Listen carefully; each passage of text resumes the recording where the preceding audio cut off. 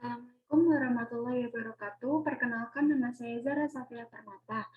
Saya dari kelas HIB dengan NIM 151210084. Di sini saya akan mempresentasikan hasil makalah saya yang berjudulkan keutamaan sholat dan bahaya meninggalkannya.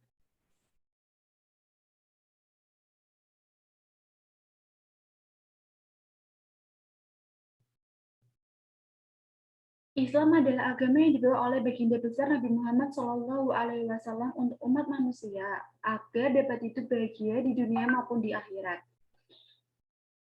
Di dalam agama Islam terdapat banyak ajaran-ajaran yang wajib sebagai muslim dan muslimah untuk lakukan agar mendapatkan pahala dan ridho dari Allah Subhanahu wa taala. Ajaran tersebut dinamakan rukun Islam. Rukun Islam ada 5, yaitu yang pertama mengucapkan 2 kalimat syahadat, yang kedua mendirikan sholat, yang ketiga menunaikan zakat, yang keempat berpuasa di bulan Ramadan, yang kelima melaksanakan haji bagi yang mampu. Menunaikan sholat, seperti yang sudah saya jelaskan tadi, menunaikan sholat itu merupakan rukun Islam yang kedua.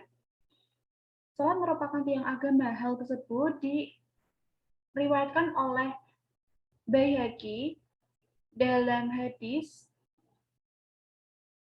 yang berbunyi, apabila seorang muslim mendirikan sholat, maka ia telah mendirikan agama. Begitu pula sebaliknya, apabila seorang muslim tidak melaksanakan sholat, maka ia telah merubuhkan agama. Tujuan dari pelaksanaan sholat tersendiri itu adalah untuk menghambakan diri di hadapan Allah Subhanahu wa taala.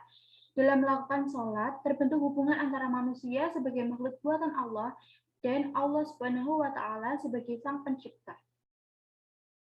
Lalu, apa keutamaan dari sholat?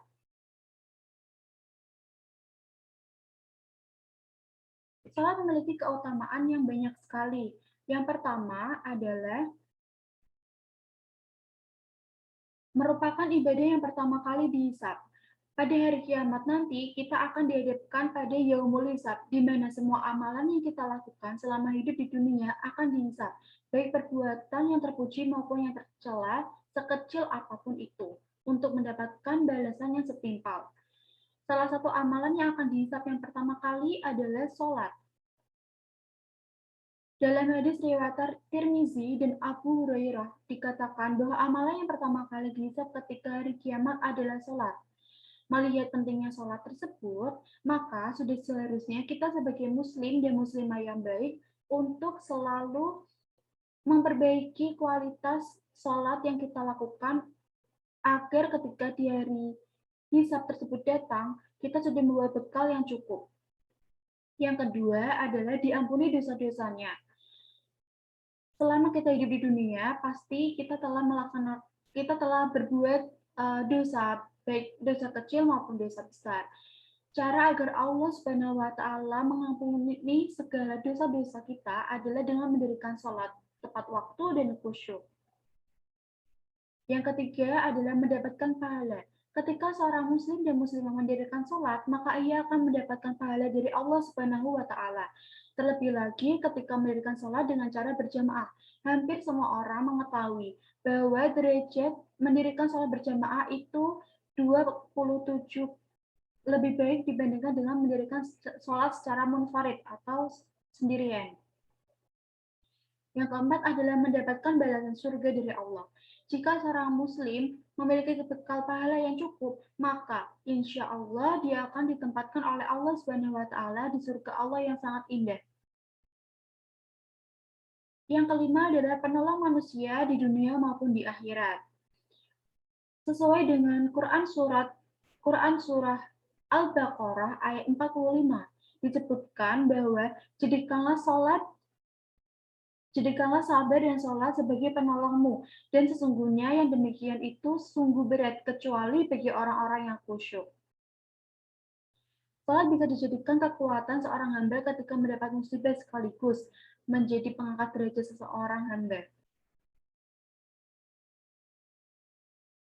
Lalu, apa bahaya meninggalkan sholat?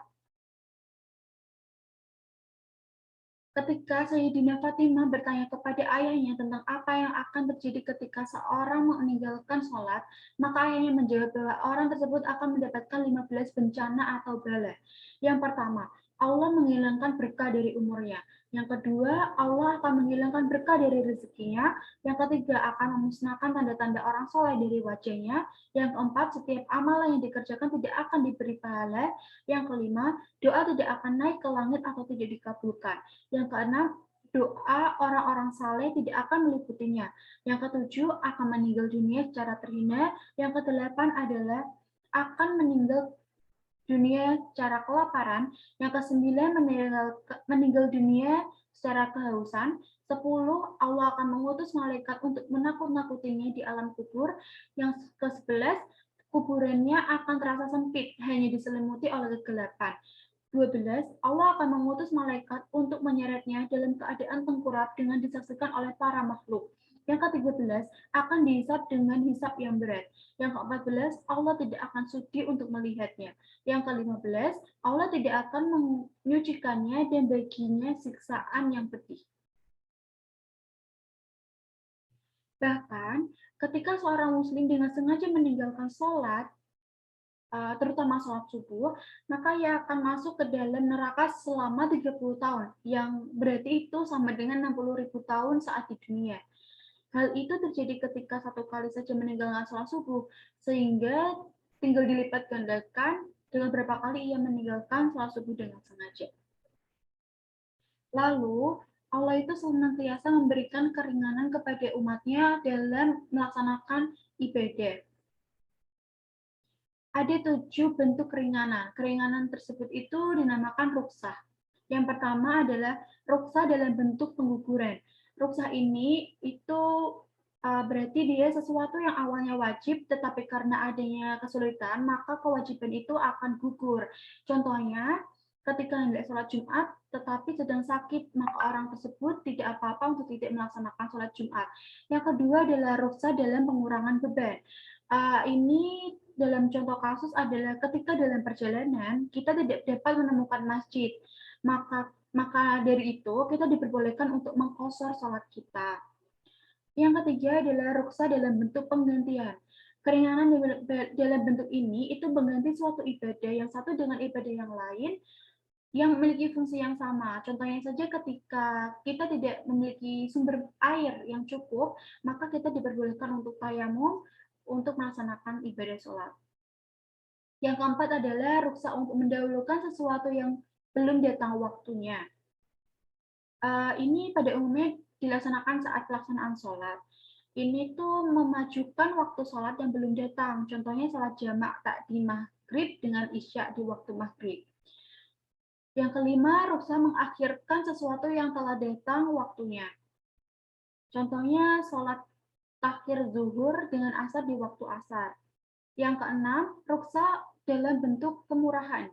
Keringanan ini umumnya diberikan dalam kondisi terpaksa atau dalam pengobatan. Contohnya, sesuatu yang haram kita konsumsi, tetapi apabila itu demi kesehatan, maka kita tidak apa-apa untuk mengkonsumsi makanan dengan tersebut. Tetapi ketika sudah sembuh, kita tidak boleh lagi untuk memakannya dan mengkonsumsinya. Dan yang terakhir adalah ruksa dalam bentuk perubahan. Keringanan dalam bentuk perubahan itu misalnya boleh merubah arah kiblat karena takut dengan suatu ancaman. Lalu,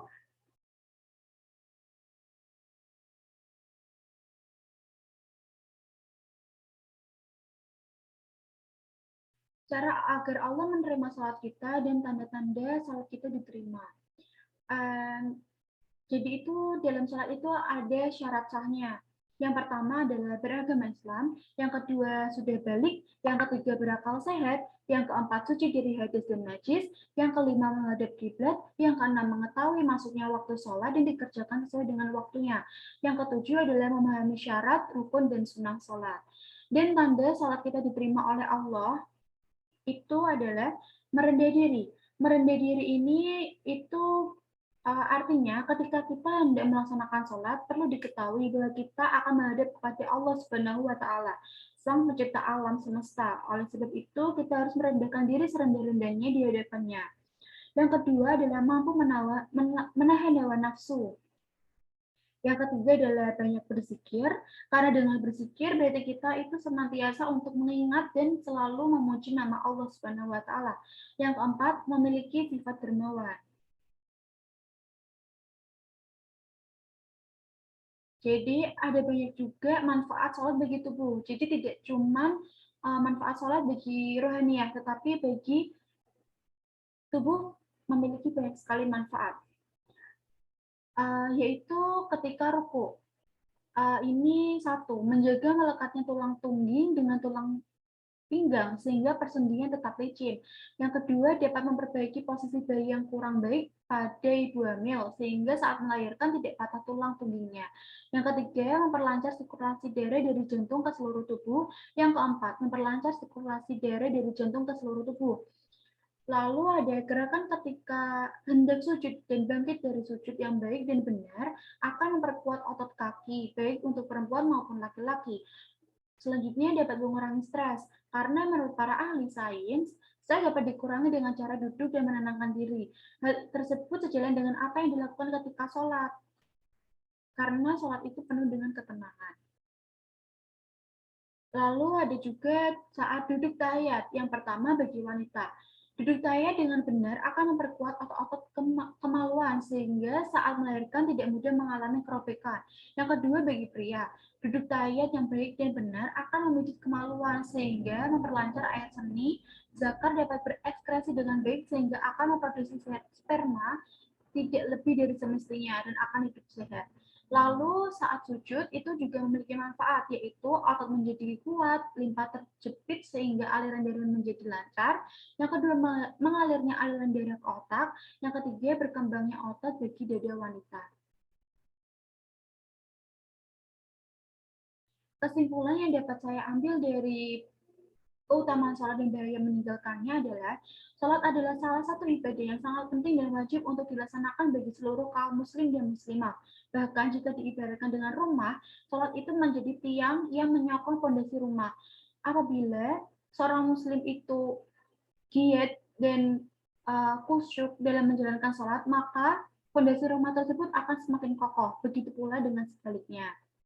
Sholat itu memiliki banyak sekali manfaat, seperti kita akan mendapatkan pahala, kita dapat mendapatkan ridho dari Allah, doa-doa kita akan terkabulkan. Tetapi di lain sisi, kita juga mendapatkan manfaat bagi tubuh kita. Demikian yang dapat saya presentasikan. Wassalamualaikum warahmatullahi wabarakatuh.